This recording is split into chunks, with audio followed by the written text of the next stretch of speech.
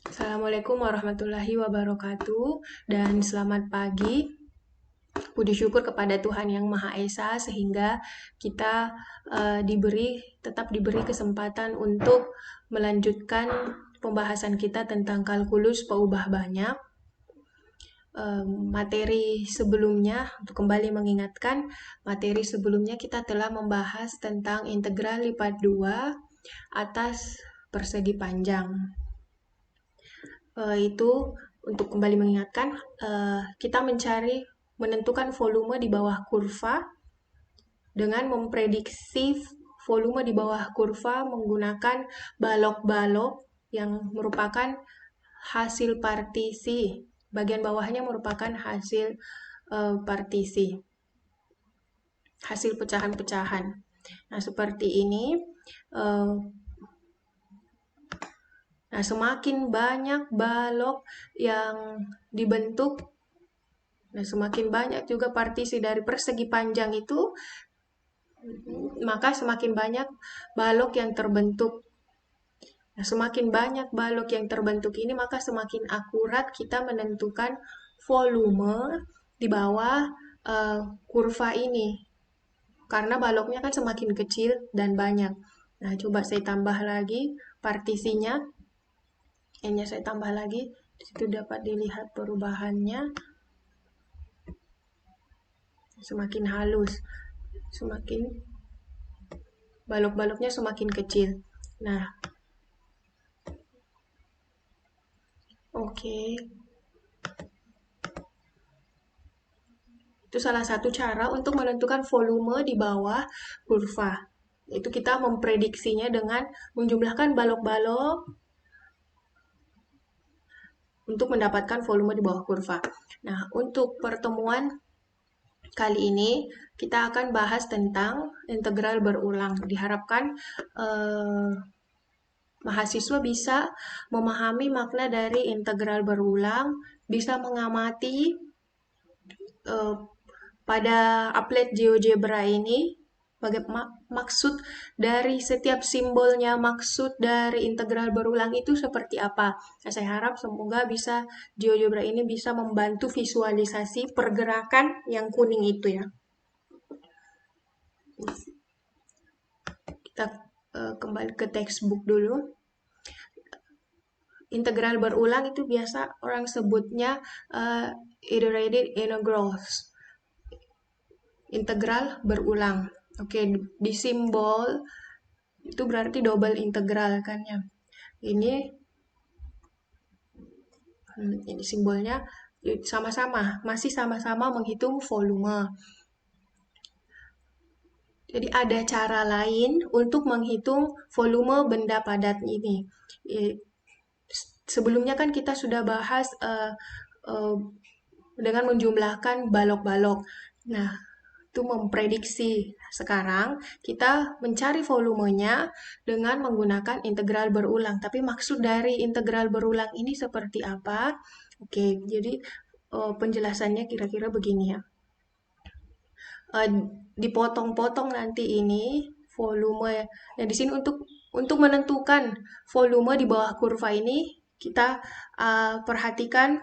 Kalau di sini dia perhatikan terlebih dahulu bidang XZ.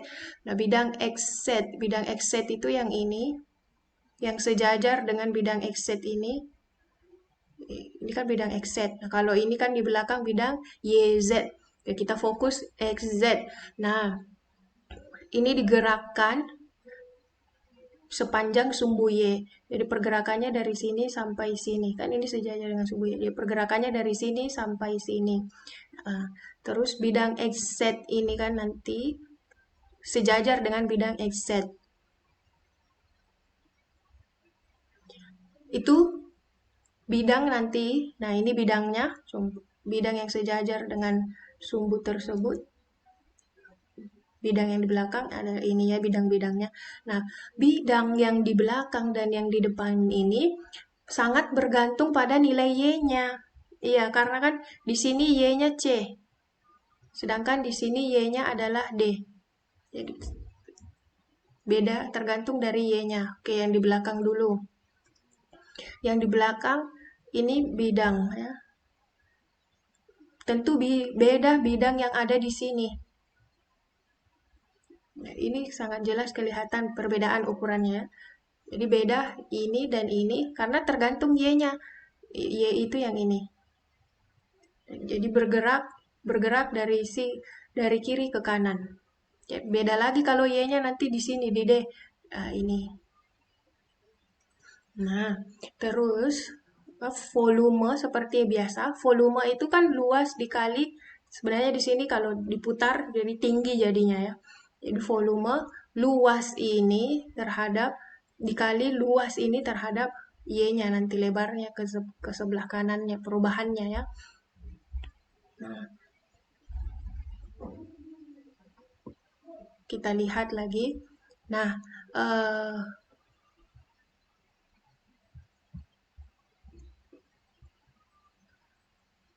kita lihat kalau di sini kan V volume luas bidang ini ya. Bidang ini yang dimaksud itu bidang ini AY. Kenapa Y? Karena ini tergantung posisinya nanti dari Y-nya bergeraknya dari C sampai D. Jadi pergerakannya sepanjang sumbu Y. Jadi luas bidang ini dipengaruhi dari posisi nilai Y-nya. Nah, terus nilai Y itu kan dari C sampai D di belakang. Jadi posisi dari sini bergerak sampai di D. Jadi di sini C terus di sini D. Nah, yang harus diperhatikan yaitu eh, di sini DY berarti nilai Y sama dengan C, Y sama dengan D. Jadi sebenarnya D dan C di sini adalah Y. Jadi pergerakan luas dari C sampai D. Oke, kita lanjut. Sebenarnya AY itu apa? Sebenarnya AY itu apa? AY kan A luas. Luas, sebenarnya dia itu adalah luas bidang di bawah kurva. Coba diperhatikan. Ini kurvanya Fx, Y luas bidang, tapi dibatasi dari sini sampai sini. Nah, titik di sini apa? Sampai sini. Ini kan sejajar sumbu X. Berarti di sini X sama dengan A sampai X sama dengan B. Makanya di sini A sama dengan B. Jadi dx di sini yang perlu diperhatikan dicocokkan ya nilainya. Di sini X berarti di sini X sama dengan A, di sini X sama dengan B. Jadi ini bukan nilai Y. Gitu. Nah, ini tinggal disubstitusikan. Tinggal disubstitusikan.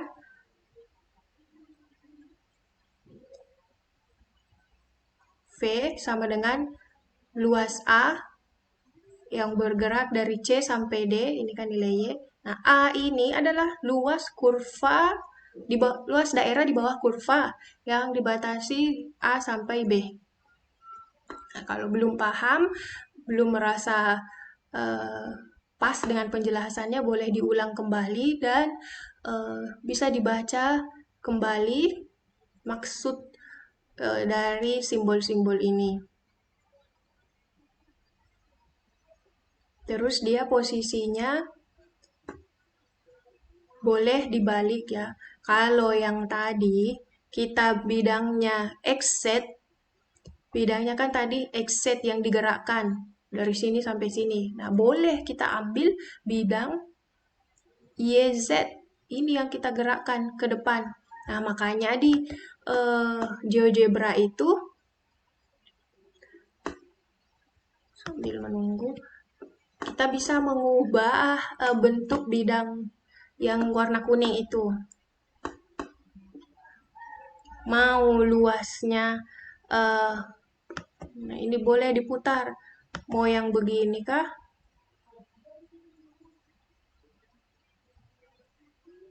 Atau yang begini. Kan beda. Nah, silahkan diamati perubahan-perubahannya. Kalau ini kan dy dx, kalau ini dx dy. Silahkan coba diperhatikan kenapa di sini dy dx, kenapa begini gambarnya. Silahkan ditentukan yang mana sebenarnya yang sumbu x, yang merahkah atau yang hijau. Tentu yang sumbu biru ini adalah sumbu z. Oke, nah itu nanti yang kita akan bahas di pertemuan selanjutnya yang coba saya akan coba eksplorasi apakah kalian sudah mencoba memahami eh, GeoGebra yang ini, maksud dari pergerakannya ini apa? Nah, ini apa ini? Silakan dijelaskan volumenya apa, yang mana, dari mana sampai mana. Itu ya. Akan dieksplor. Nah, ini terdapat perbedaan memang gambar yang ada di sini di bukunya dibandingkan yang gambar yang ada di GeoGebra. Tapi saya harap dengan konsep yang sama.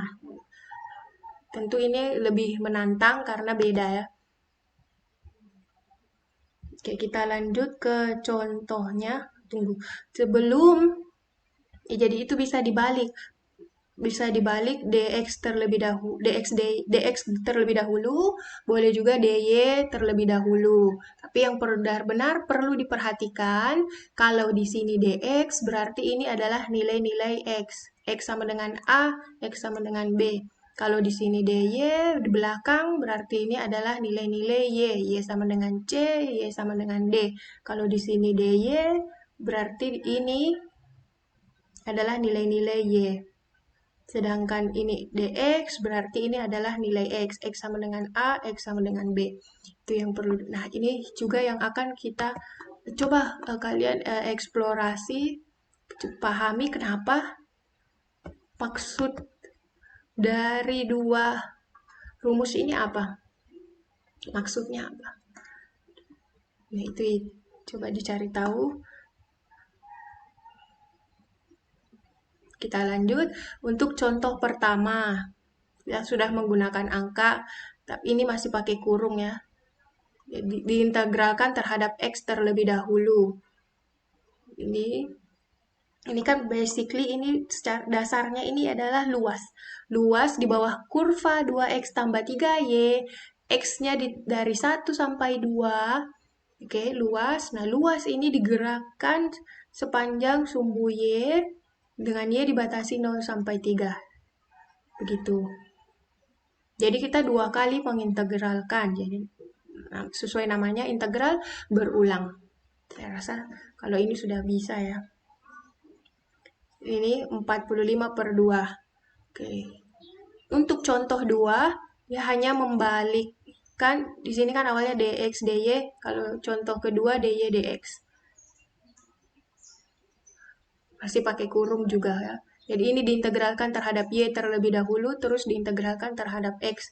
Ini perhitungan kalkulus sebelumnya, kalkulus 1. Nah, nilainya sama 45/2.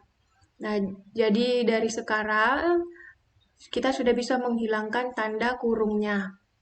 Karena nilainya sama saja pada integral berulang. Kenapa bisa sama? Itu silahkan dicari nanti jawabannya. Kita bahas pertemuan selanjutnya. Untuk contoh ketiga masih sama dx dy, berarti ini nilai x sedangkan ini nilai y. X-nya dibatasi dari 0 sampai 4, y-nya dibatasi 0 sampai 8. Integralkan terhadap x terlebih dahulu. Jadi secara umum itu ini adalah fungsi x-nya dibatasi dari 0 sampai 4 ini luas. Nah, terus luasnya digerakkan dari y 0 sampai 8. Silahkan dipahami sampai di sini. Nah, berdasarkan contoh ketiga ini, integral berulang. Sekarang kita bisa menghitung volume dari berbagai macam jenis benda padat. Pertemuan sebelumnya kan kita sangat terbatas dengan menjumlahkan balok-balok. Nah, kalau sekarang apapun kurvanya sudah bisa menggunakan integral berulang selama terdefinisi fungsinya ya. Terus di sini untuk contoh keempat hanya penulisannya yang beda. Ini bidang yang atasnya, bidang yang atas. Nah, ini Z, ini ya bidangnya, ini bidangnya yang di atas. Jadi kalian harus bedakan bidang yang di atas itu yang mana, terus di sini didefinisikan bagian bawahnya, bagian alasnya.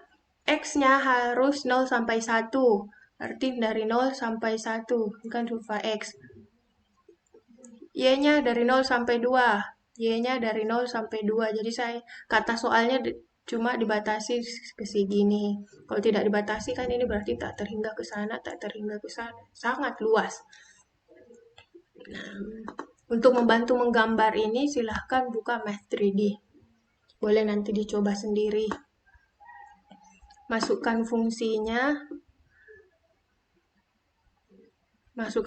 dan diubah-ubah nilai range-nya, batasnya X di sini berapa dan Y-nya ditentukan berapa.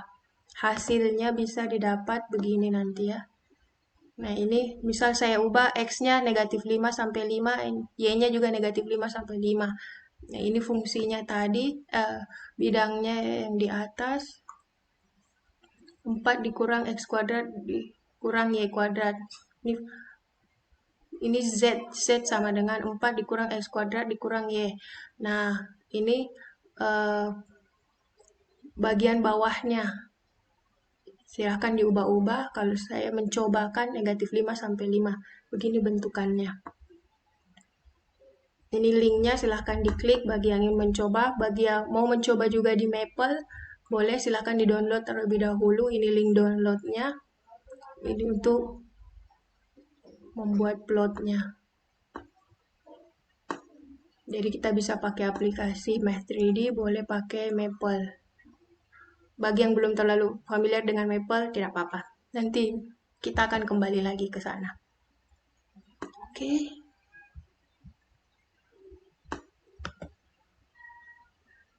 Sudah iterated integral di applet GeoGebra, silahkan dieksplor nanti.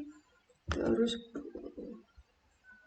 nah, ada tugas itu yang deadline nanti sampai jam 2 siang hari ini, supaya saya bisa yakin kalau kalian fokus memahami video penjelasan dan benar-benar sudah mengamati dari GeoGebra-nya. Maksud dari DX-DY ini apa? Maksud DY-DX ini apa? Maksud dari AY ini sebenarnya apa? Apa sebenarnya pergerakan-pergerakannya juga dari mana sampai mana? Nah, itu memang harus diulang-ulang dan dicoba untuk pahami. Kalau belum paham boleh tanya ke saya atau tanya ke teman yang lainnya. Silahkan dikerja, sudah saya pilihkan, cukup kerja 4, 5, 6, 7. Ini contohnya sama, cara pengerjaannya sama dengan contoh 1, 2 ya. Silahkan dicek. Ini sedangkan nomor 18, ini bagian atasnya, terus ini bagian bawahnya, X-nya dibatasi negatif 1 sampai 1 dan Y-nya 0 sampai 2.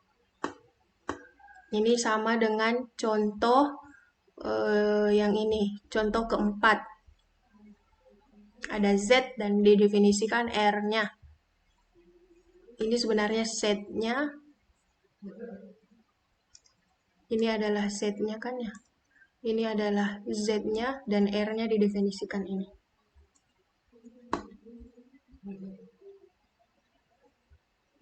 Ya, sudah. Oke. Untuk membantu latihan visualisasi, ini boleh digambar, boleh pakai 3D, bebas. Ini opsional ya. Opsional, tidak wajib. Tapi kalau kalian kerja boleh. Ini yang akan dikumpul nanti jam 2 siang. Ini semua sama Z sama dengan X kuadrat ditambah Y kuadrat. Ini Z sama dengan 4 dikurang Y kuadrat. Ingat, di sini Y-nya dibatasi 0 sampai 2, sini X-nya dibatasi 0 sampai 2. Oke. Boleh nanti dicoba di Math 3D.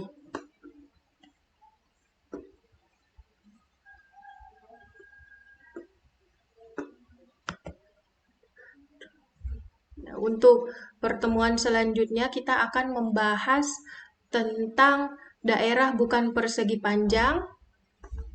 Integral lipat 2 dengan daerahnya bukan lagi persegi panjang tapi berbentuk batasan dua kurva. Batasan dua kurva seperti ini. Nah, ini untuk materi selanjutnya, jadi boleh sambil dibaca, silahkan diperhatikan kurva. Nah, ini bentuk alasnya, jadi bagian bawahnya memang sebaiknya selalu digambar. Nah, ini kan batasan dua kurva. Nah, ini kurva, bukan lagi yang persegi panjang dibatasi dua persegi ya. Ini kurvanya. Pembatasannya dua kurva. Silahkan dipahami maksud dari ini. Nah, ini untuk persiapan pertemuan selanjutnya. Nah, ini bentuk alasnya sudah kurva. Tapi ini makanya dia sangat terkait dengan integral berulang. Contoh pertama di sini, coba hitung menggunakan integral berulang. Oke. Ini kan berarti karena dy berarti ini adalah nilai y sama dengan negatif x, sedangkan di sini y sama dengan x kuadrat. Oke, jangan ditukar-tukar. Yang dalam sama yang dalam, sama luar sama yang luar. Jadi y sama dengan negatif x ini, sedangkan y sama dengan x kuadrat ini. Kurvanya ini. Kan ya x-nya tunggu, y-nya berarti batas antara kurva ini dengan kurva ini. Sedangkan x-nya dibatasi 3 sampai 5. Jadi x 3 sampai 5. Berarti ini bagian alasnya. Akan dicari bagaimana menentukan volume atasnya itu kurva ini 4x tambah 10y, antah berantah yang nanti gambarnya. 4x ditambah 10y. Nah, ini alasnya. Jadi mohon dibedakan antara bagian atas dan bagian bawahnya. Untuk contoh kedua, itu menggunakan integral berulang. Makanya kita belajar integral berulang. Contoh kedua, sama ya, iterated integral juga. Integral berulang. Nah, ini kurvanya 2y e pangkat x. Nah, silahkan diperhatikan contoh kedua ini. Silahkan dibaca-baca terlebih dahulu sehingga pertemuan selanjutnya sudah punya ide, gambaran tentang integral dengan integral lipat 2 dan daerahnya bukan persegi panjang. Oke. Yang perlu saya ulang kembali yaitu tugasnya, karena mungkin ada yang belum jelas. Tugasnya itu yang ini ya, deadline-nya jam 2 siang. Supaya saya yakin kalau kalian sudah mencoba memahami, sudah bekerja.